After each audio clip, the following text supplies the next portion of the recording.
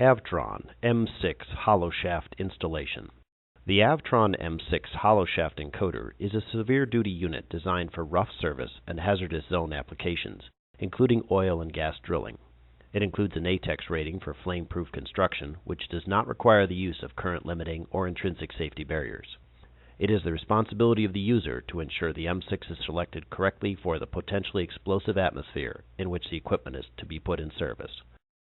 The unit employs a hollow shaft and clamping collar to lock the encoder to the shaft.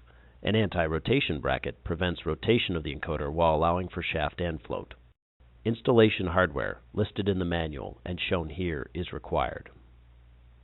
Begin M6 installation. Units are shipped with a protective plug in the hollow shaft to help prevent damage.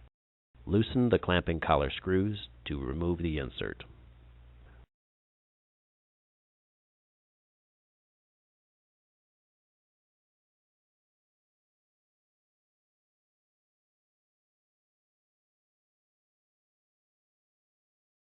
Remove the collar clamping screws and apply thread locker.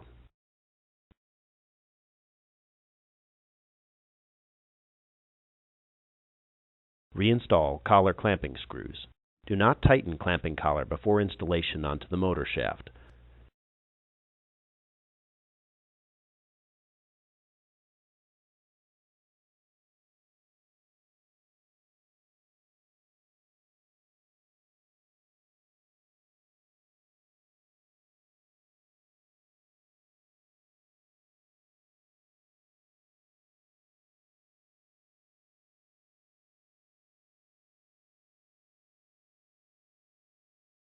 Install the anti-rotation bracket to the front of the M6 using the screws and thread locker provided.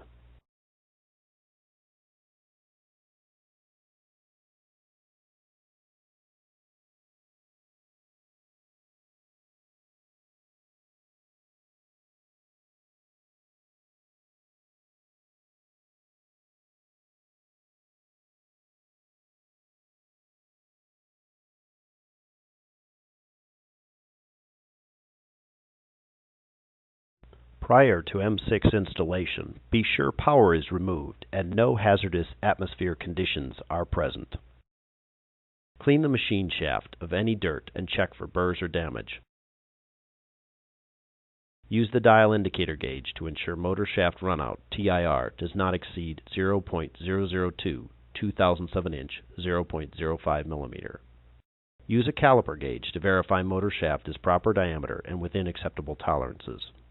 The M6 is designed for end-of-shaft applications only. Installation on a motor shaft is shown in this video. Apply anti-seize to the motor shaft. Carefully slide the M6 onto the shaft. Do not force. The encoder should slide on easily. Do not hammer the encoder onto the shaft.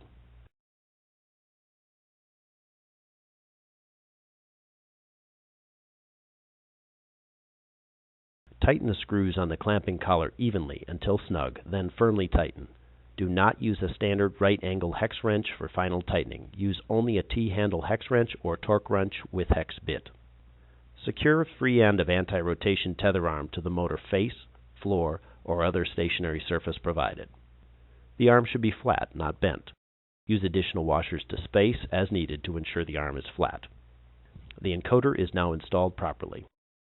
The body of the hollow shaft encoder should not wobble excessively when the shaft is turning. For the M6, the body should show no more than 7/1000ths runout as measured from the outer perimeter of the body. See the manual for instructions on correcting excessive runout. Apply power to the M6 encoder. If an oscilloscope is used to test the encoder, the signal should look roughly as shown here, without large spikes or variations in the signal. The signals shown here were taken at steady speed.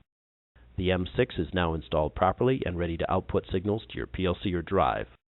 This concludes M6 hollow shaft installation.